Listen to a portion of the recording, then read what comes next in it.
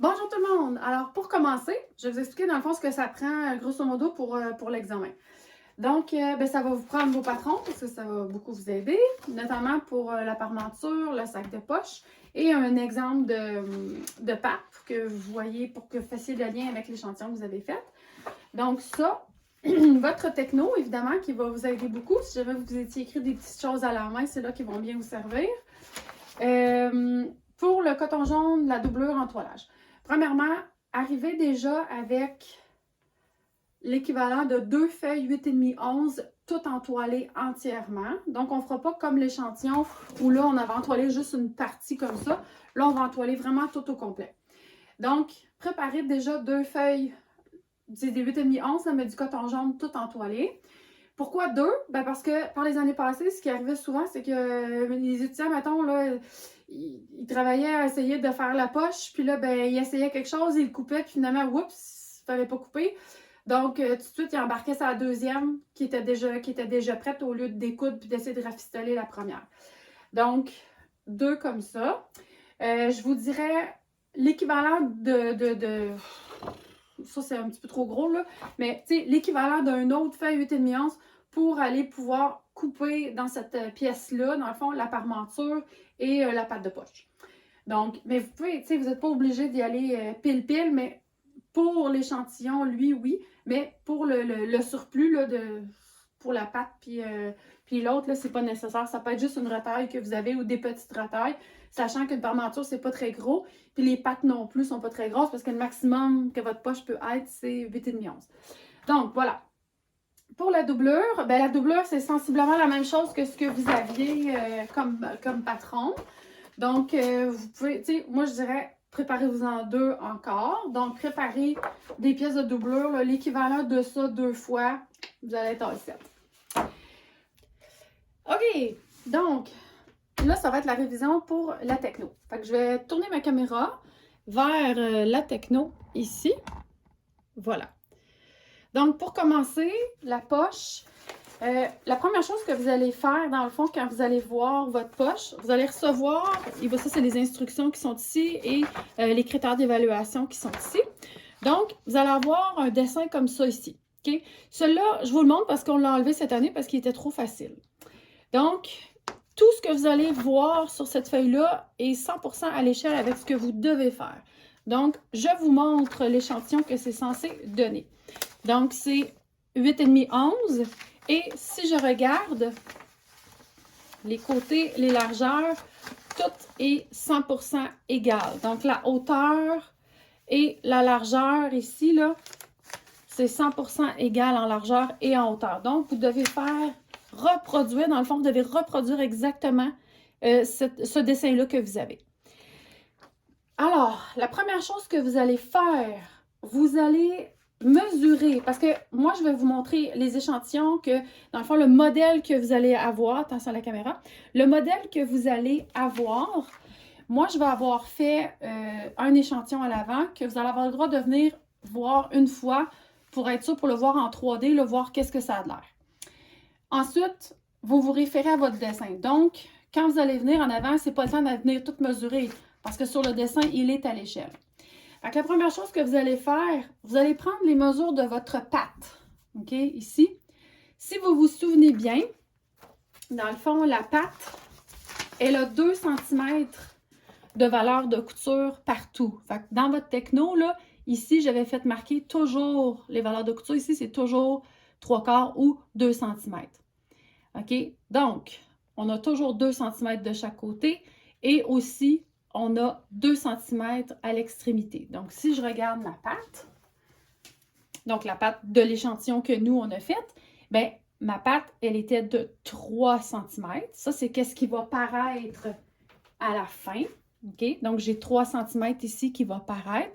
Donc, je dois avoir, lorsqu'elle est pliée en deux, je dois avoir une patte de 3 cm de haut. Puis ensuite de ça, je vais aller me rajouter un 2 cm tout le tour. Ça, c'est les valeurs de couture. Suite à ça, là, il ne faut pas se tromper. Puis dans la techno, je vous avais fait entourer des petites choses, style pliure, parce que souvent, vous suivez la techno, mais vous inversez votre pièce. Mais vous avez droit à vos échantillons, donc ça va vous aider d'avoir vos échantillons. Vous avez droit à votre techno, puis vos échantillons, puis vos patrons. Donc, c'est juste pour être sûr que vous ne vous trompez pas. La pliure ici, la pliure est là. Vérifiez aussi tout ce qui est endroit et envers pour être sûr que vous ne commencez pas du mauvais bord. Donc, une fois que vous avez établi c'est quoi votre pâte, là, c'est d'aller la placer sur le tissu. Donc, ici, si je regarde la pâte, mettons que la pâte ici, elle a 2,5 cm. Je vais m'occuper de la pâte en premier. Donc, je vais sortir mon patron. Mon patron, il va partir d'ici. Ça, c'est une pliure. Donc, il va partir d'ici, 2,5, et je vais avoir un 2 cm tout le tour. Donc, si je regarde au dos, ma pâte, elle a 2 cm tout le tour ici de valeur de couture. Ça, c'est pour la pâte. Donc, jusque-là, ça respecte ce qu'on a vu comme techno. Mais là, après ça, vu qu'on a un espace ici, ce qu'on n'a pas fait dans notre modèle, nous autres, ça arrêtait pile sur l'ouverture ici. Donc ici, oups, on a une petite ouverture à aller faire.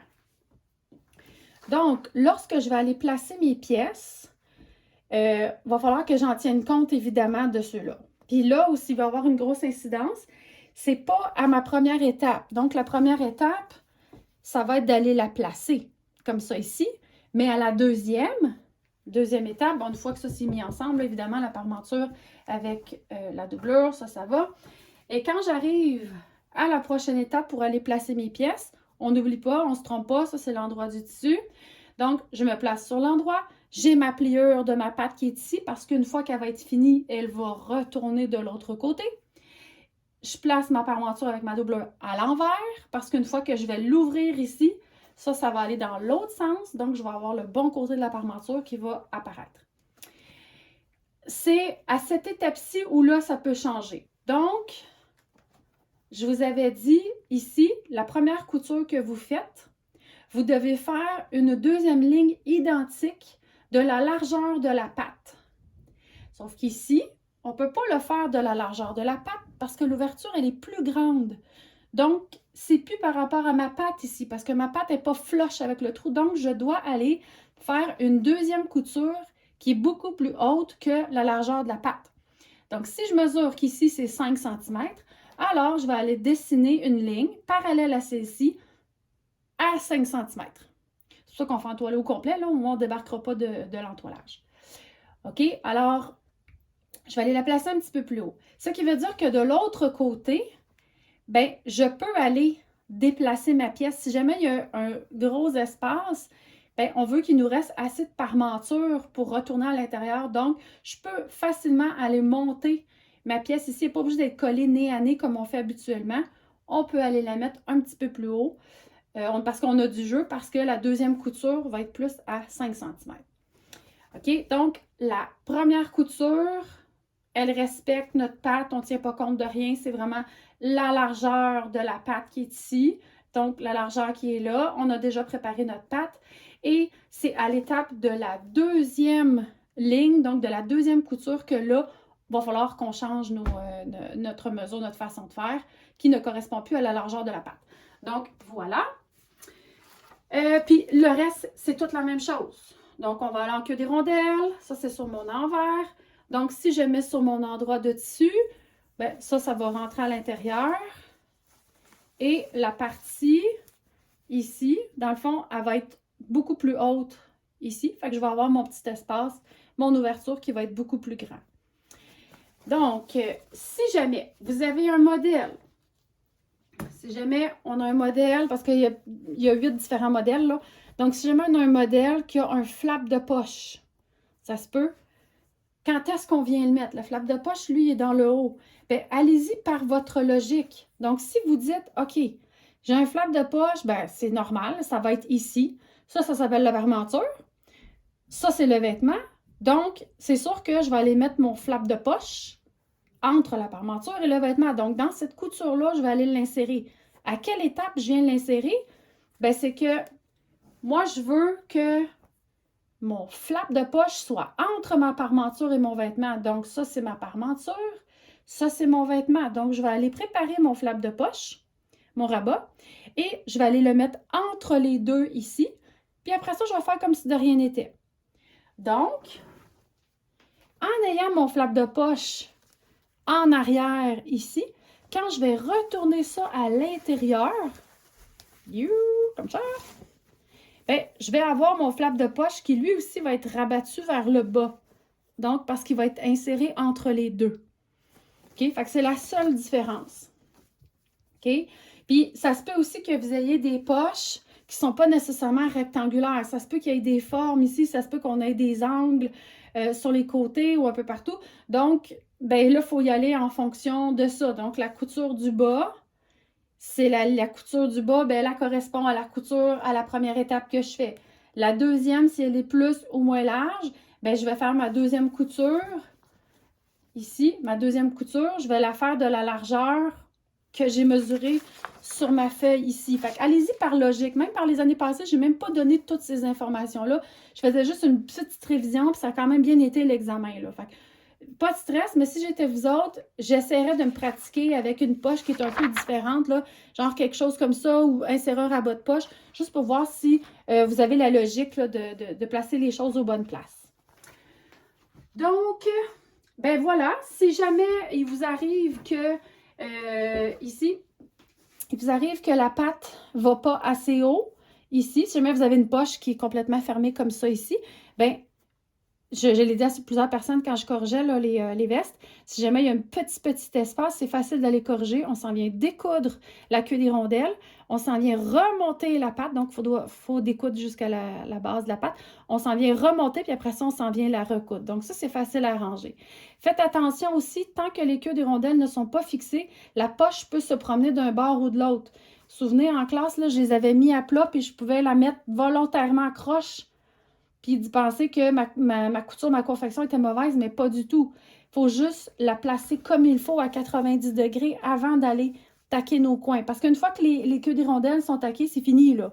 Donc, il faut aller, c'est ça la clé, c'est d'aller découdre cette partie-là pour aller replacer, si vos coutures sont belles, évidemment. Si vos coutures sont droites, bien, c'est facile d'aller la replacer. Donc, voilà.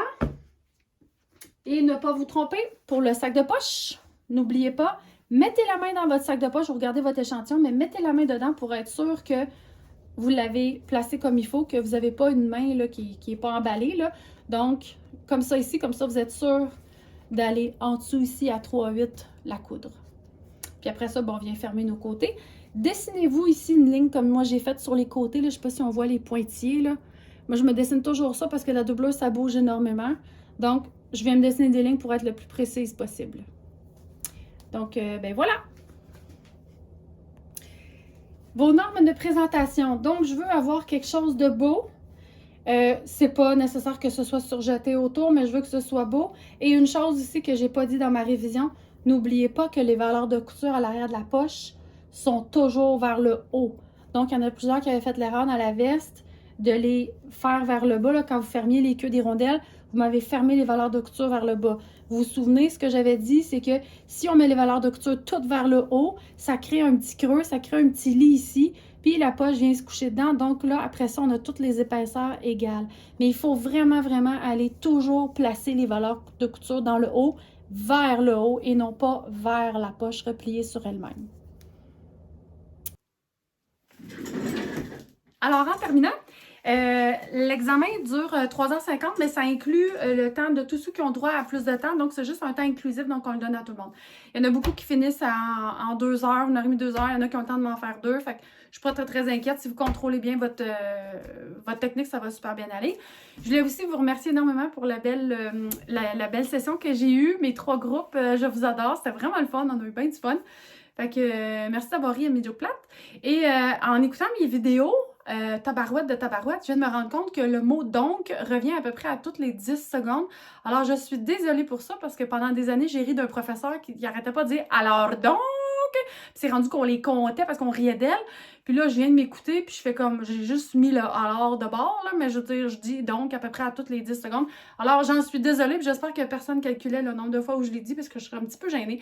Je vais aller chercher des synonymes pour essayer de mettre mon vocabulaire un petit peu plus élaboré pour arrêter de dire donc. Fait que, ben, bonne soirée tout le monde, bonne préparation, puis ben c'est ça. Merci beaucoup pour la belle session. Bye!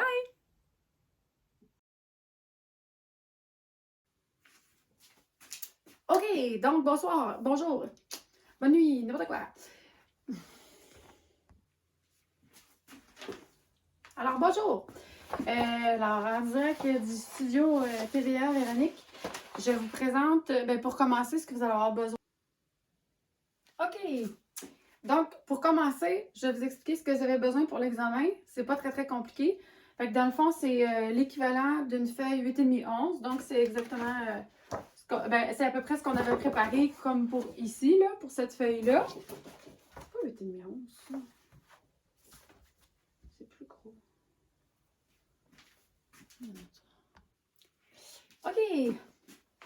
Bonjour tout le monde. Alors, pour commencer, je vais vous dire ce que ça prend pour l'examen. Donc, j'ai écrit les quantités, grosso modo, là, sur Teams déjà. Mais juste pour que vous voyez, si jamais vous avez des retailles, ça fonctionne aussi. C'est-à-dire que ça vous prend, ça, c'est une feuille 8,5-11. Fait que ce que vous allez me faire comme ici, là, je vous donne un exemple. Vous allez recevoir cette...